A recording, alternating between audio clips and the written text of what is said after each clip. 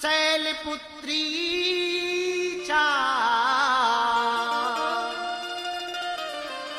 द्वितीयं ब्रह्मचारिणी तृतीयं चंद्रघंटेति कूष्मांडेति चतुर्थकम् पंचम स्कंधमातेति षष्ठं कात्यायनी चा सप्तम कालरात्रीति सप्तम काल रात्रि। आज 7वां दिन है और आज भगवती की काल रात्रि पूजा होती है।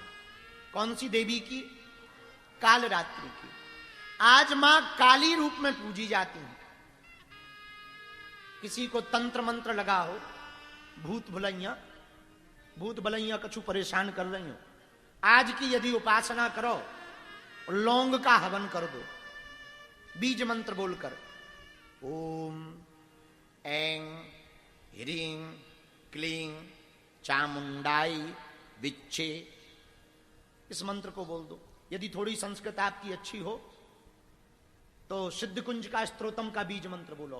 ओम ऐं ह्रीं क्लीं चामुंडाय विच्छे ज्वालय ज्वालय ज्वल ज्वल प्रज्वल प्रज्वल ह्रीं ओम ऐं क्लीं ओम ऐं ह्रीं क्लीं चामुंडाय विच्छे ओम ग्लौम होम क्लीं जूम सहा ज्वालय ज्वालय ज्वल ज्वल प्रज्वल प्रज्वल ऐं ह्रीं क्लीं चामुंडाय विच्छे। ये बीज मंत्र है, पहला वाला नहीं, ये वाला है सिद्ध कुंजिका का।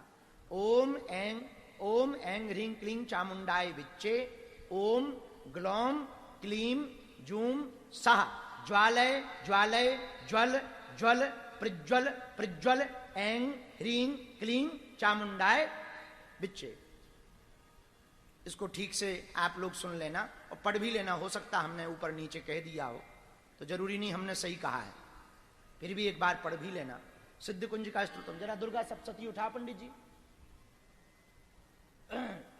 दुर्गा सप्तशती में एक स्तोत्रम है सिद्ध कुंज का, लाओ जरा। सिद्ध कुंज का स्तोत्रम में लो पढ़ो, आप लोग भी पढ़ो, हम भी पढ़ रहे। ओम ऐं ह्रीं क्लीं चामुंडाई विच्छे ओम ग्लौम हुम क्लीं जूम सहा ज्वालय ज्वालय ज्वल ज्वल प्रज्वल प्रज्वल ऐं ह्रीं क्लीं चामुंडाई विच्छे ज्वल हम सम लम छम फट स्वाहा। ये है बीज मंत्र। तो यदि किसी को भूत प्रेत बाधा सता रही हो और यदि बीज मंत्र 2 हैं, ओम ऐं ह्रीं क्लीं चामुंडाय विच्छे, एक ये, अथवा सिद्ध कुंजिका का शुद्ध संस्कृत हो ठीक ठाक, ना हो तो आप दुर्गा सप्तशती में सिद्ध कुंजिका स्तोत्रम उठा के रख सकते हो, पढ़ के भी बोलना चाहिए, कोई बुराई थोड़ी है। अभिमान आ जाता है यदि पुस्तक ना रखो, भले ही कंठस्थ हो पर पुस्तक रखना चाहिए। पुस्तक क्यों रखना चाहिए? अभिमान ना आए, वरना देखो अब हमें याद था और बताओ एन मौके पे भूल गए, पुस्तक नहीं रखी सो भूल गए, अभिमान आ जाता है। इसलिए अभिमान के समन के लिए पुस्तक का होना बहुत आवश्यक है, ताकि अभिमान है। तो कालरात्रि माता सप्तम दिवस में पूजी जाती हैं और कालरात्रि माता की पूजा मां भद्रकाली के रूप में ही है। आज की सप्तम दिवस की रात्रि काल की उपासना में कोई तंत्र मंत्र मारण मोहन, इसमें सिद्ध कुंजिका में है, मारणम मोहनम वस्यम विस्तम्भनो चटानादिकम पाठ मात्र संसिद्धेत कुंजिका स्तोत्रमुत्तमम एन मंत्र प्रभावेण चंडी जापा शुभो भवेत। आपको तंत्र मंत्र मारण मोहन वशीकरण स्तंभन उच्चाटन टोना टोटका आदि कैसा भी आपको लगा हो, परेशान कर रहा हो, सप्तम दिवस में नवरात्रि की सप्तमी को रात्रि काल में लाल आसन पर बैठकर, लाल रंग के वस्त्र पहनकर, मस्तक पर तिलक लगाकर, देवी कालरात्रि का विग्रह चित्र सन्मुख रख करके, पंचोपचार से भगवती का पूजन करके, भगवती उपासना करके, रात्रि काल ठीक मध्य रात्रि में 12 बजे से 2 बजे के बीच में 108 फूल लगी हुई लौंगों को गिनकर रख करके इस बीज मंत्र अथवा ओम ऐं ह्रीं क्लीं चामुंडाय विच्चे बीज मंत्र को बोल करके अपने ऊपर से उतारा करते हुए हवन कर दिया जाए। किसी भी प्रकार की बंगाल की शक्ति भी होगी तत्क्षण भगवती के सन्मुख में वह समन हो जाएगी। बंगाल की विद्या भी होगी तब भी वो समन हो जाएगी, क्योंकि भगवती कालरात्रि का स्वरूप तंत्र मंत्र को ग्रहण करने का स्वरूप है। चंडमुंडम रक्त बीजम, शुंभ और निशुंभ के 3 प्रधान सेवक थे। शुंभ निशुंभ नाम के जो राजा थे, शुंभ नाम का राजा था, निशुंभ उसका भाई था। दोनों राज करते थे, राजपाट चलाते, त्रिभुवन विजयी हुए, कोई उनके सामने नहीं टिका, तीनों लोकों में विजय हुई।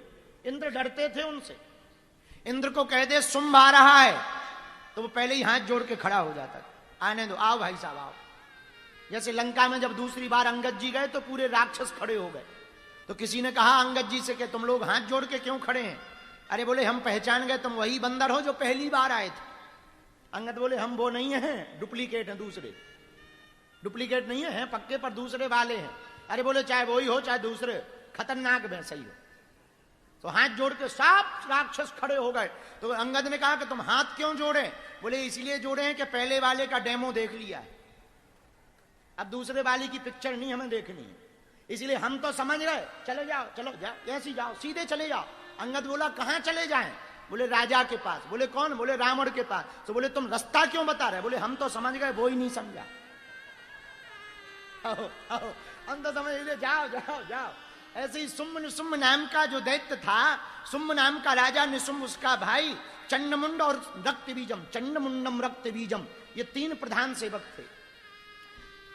3 प्रधान सेवकों में जो रक्त बीज नाम का सेवक था, उसको ब्रह्मा जी का आशीर्वाद था कि तुम्हारे शरीर से जितने भी खून की बूंदें निकलेंगी, गिरेंगी पृथ्वी पर, उतने और रक्त बीज पैदा हो जाएंगे राक्षस।